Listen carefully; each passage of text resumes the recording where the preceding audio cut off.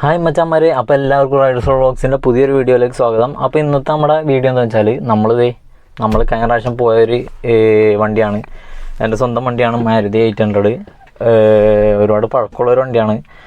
അപ്പോൾ നമ്മളിത് കഴിഞ്ഞ പ്രാവശ്യം കണ്ട പോലെയല്ല, വണ്ടി ആകെ മാറി കംപ്ലീറ്റ് അടിപൊളിയായിട്ട് പെയിൻ്റ് അടിച്ച്.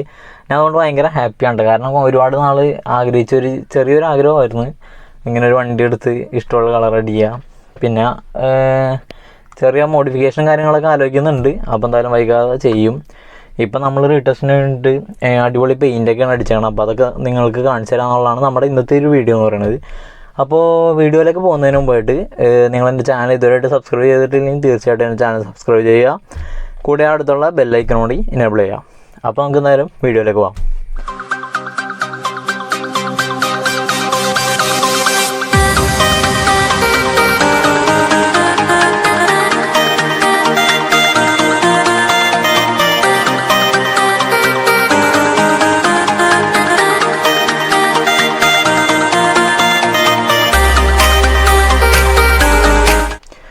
അപ്പോൾ ഗൈസ്, നമ്മളപ്പോൾ അങ്ങനെ പെയിൻറ്റ് മാത്രമല്ല വണ്ടിയുടെ മാറ്റിയേക്കണത്.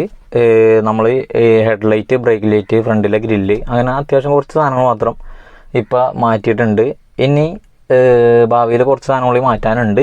അപ്പോൾ എന്തായാലും നിങ്ങൾക്ക് വൈകാതെ വീഡിയോ ആയിട്ട് കാണിച്ചു തരാം. അപ്പോൾ നമ്മൾ കഴിഞ്ഞ പ്രാവശ്യം കണ്ടപ്പോൾ ഇതിൻ്റെ ഒരു കളർ എന്ന് പറയുന്നത് നിങ്ങളിപ്പോൾ നോക്കി മനസ്സിലാവും. കഴിഞ്ഞ പ്രാവശ്യം കണ്ടത് ഗോൾഡൻ കളറായിരുന്നു. നമ്മൾ കഴിഞ്ഞ പ്രാവശ്യം റൈഡ് പോയ വീഡിയോയിലൊക്കെ ഈ വണ്ടി കൊണ്ടാണ് പോയത്. അപ്പോൾ പക്ക ഒരു ഓൾഡ് കളറായിരുന്നു. ഒരു എന്താ പറയുക, ആ ഓൾഡിൽ നിന്ന് മാറി കംപ്ലീറ്റ് നമ്മൾ ന്യൂജൻ ലുക്കിലേക്ക് ആക്കിയിട്ടുണ്ട്. ഇതെന്ന് പറയുന്നത് കളർ എന്ന് പറയുന്നത് നമ്മുടെ ഹുണ്ടായി ഇയോണിനൊക്കെ തന്നെ ഒരു ബ്ലൂ ഇല്ലേ, ആ ഒരു ബ്ലൂ തന്നെ ഒരിത്തിരി ലൈറ്റ് കൂട്ടിയൊരു കളറാണ് ഇപ്പോൾ നമ്മൾ അടിച്ചേക്കുന്നത്. അപ്പോൾ ഞാൻ നിങ്ങൾക്ക് ജസ്റ്റ് ഇതിൻ്റെ കളറൊക്കെ പുറത്തിറങ്ങിയിട്ട് എങ്ങനെയാണെന്ന് കാണിച്ചു തരാം.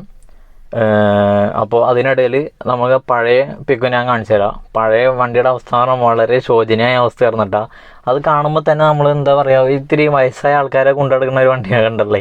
അത്യാവശ്യം സ്ക്രാച്ചും ഇതൊക്കെ വന്ന് കളറൊക്കെ മങ്ങി, കുറേ കാലപ്പഴക്കം കൊണ്ട് പല പഴയ വണ്ടികളുടെയും പെയിൻ്റൊക്കെ അങ്ങനെ ഇരിക്കും. ഇത് മെയിനായിട്ട് ഗോൾഡൻ എന്നൊക്കെ പറയുമ്പോൾ അറിയാമല്ലോ, പഴകി കഴിഞ്ഞാൽ വളരെ ശോചനീയമായ ഒരു അവസ്ഥയായിരുന്നു. എന്തായാലും ടെസ്റ്റും കാര്യങ്ങളൊക്കെ ചെയ്യാനുള്ള കാരണം നമ്മൾ പെയിൻ്റൊക്കെ ഞങ്ങൾ മാറ്റി അടിച്ച് നമുക്ക് ഇഷ്ടമുള്ളൊരു പെയിൻ്റ് അങ്ങോട്ട് അടിച്ച് ഒന്നും നോക്കിയില്ല.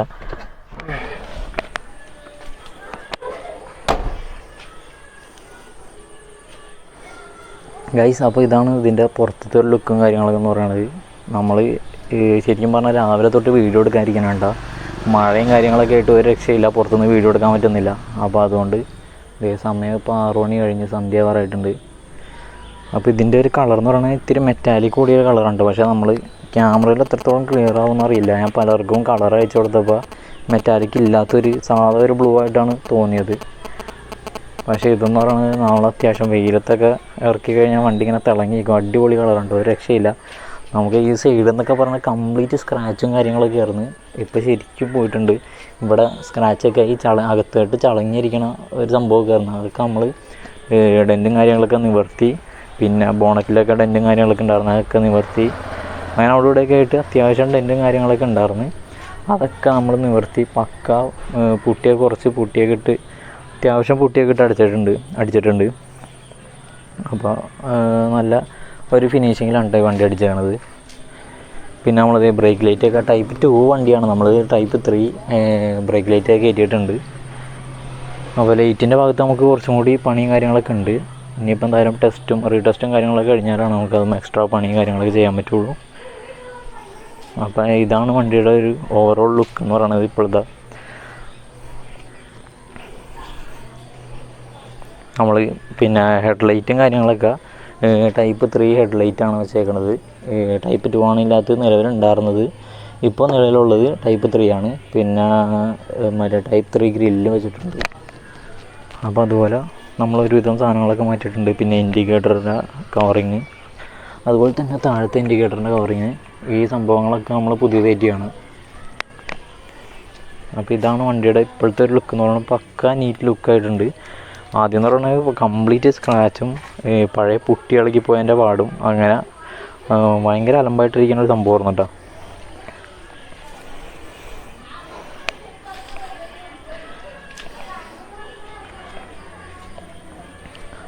അപ്പോൾ ഇനി നമുക്ക് ഇതിൻ്റെ പഴയ പിക്കും കാര്യങ്ങളൊക്കെ കണ്ടിട്ട് വരാം.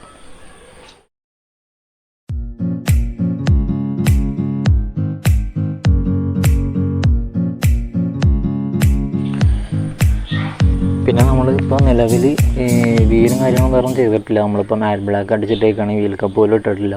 നമ്മളിനി റീടെസ്റ്റ് കഴിയണ ഒരു സമയത്ത് നമ്മൾ അലോയൊക്കെ ഇടാൻ ചെറിയ പ്ലാനുണ്ട്. പിന്നെ വണ്ടി അത്യാവശ്യം ഇപ്പോൾ കുഴപ്പമില്ല.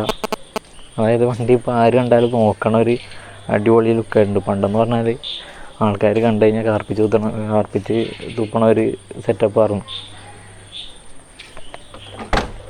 അപ്പോൾ ഇതൊക്കെയാണ് വണ്ടിയുടെ ഒരു ഓവറോൾ ലുക്ക് എന്ന് പറയണത്.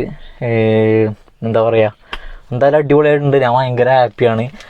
കാരണം നമ്മൾ ഒരുപാട് നാൾ ഉപയോഗിച്ച് കൊണ്ടുനടന്നൊരു വണ്ടിയാണ്. അപ്പോൾ അത് മെനക്കാക്കാന്ന് പറഞ്ഞ ഒരു എന്താ പറയുക ചെറിയൊരു ഹാപ്പിനെസ് ആയിരുന്നു.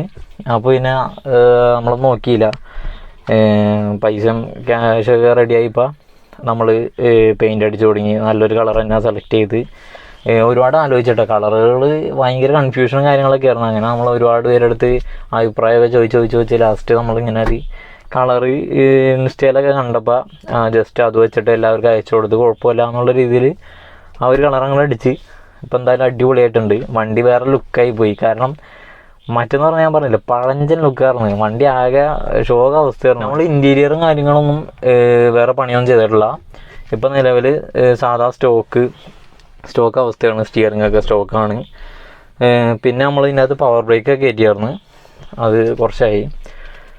പിന്നെ സീറ്റ് കവർ എന്നൊക്കെ പറയണത് ഇതാണ് അവസ്ഥ. സീറ്റൊക്കെ പോയി കിടക്കുകയാണ്. അപ്പോൾ നമ്മൾ സീറ്റ് കവറും കാര്യങ്ങളൊക്കെ മേടിച്ച് വെച്ചിട്ടുണ്ട്. അപ്പോൾ അത് വൈകാതെ നമ്മൾ തന്നെ ഇടാനുള്ള പ്ലാനാണ്. കാരണം ഇപ്പോൾ ലോക്ക്ഡൗൺ ആയ കാരണം ഇടുന്ന കടകളൊന്നും തുറക്കുന്നില്ല, വർക്ക്ഷോപ്പുകളൊന്നും തുറക്കുന്നില്ല. അങ്ങനെ എന്തായാലും വീട്ടിൽ തന്നെയാണ്. അപ്പോൾ നമ്മൾ തന്നെ ഇട്ട് വെക്കാമെന്ന് വിചാരിച്ച്. അപ്പോൾ എന്തായാലും അതിൻ്റെ ഒരു വീഡിയോ ഉടനെ തന്നെ വരുന്നതായിരിക്കും. അപ്പോൾ ഗൈസ്, നമുക്ക് ഇതിന് ഏകദേശം ചിലവും കാര്യങ്ങളൊക്കെ വന്നത് ഏകദേശം 25,000 രൂപ അടുത്ത് ചിലവും കാര്യങ്ങളൊക്കെ വന്ന്, പിന്നെ എക്സ്ട്രാ ഫിറ്റിങ്സും കാര്യങ്ങളൊക്കെ വന്ന്, അങ്ങനെ ഒരു 30 രൂപയുടെ താഴെ നമുക്ക് മൊത്തം ചിലവും കാര്യങ്ങളൊക്കെ വന്നിട്ടുണ്ട്. ഇപ്പോൾ നമ്മൾ ഈ ഒരു വർക്ക് ചെയ്തതെന്ന് പറയണത് ആലുവയിലുള്ള ആലുവ ചെമ്പകശ്ശേരി ജംഗ്ഷനിലുള്ള ഫോർമുല മോട്ടോഴ്സ് എന്ന് പറയുന്ന വർക്ക്ഷോപ്പിലാണ്.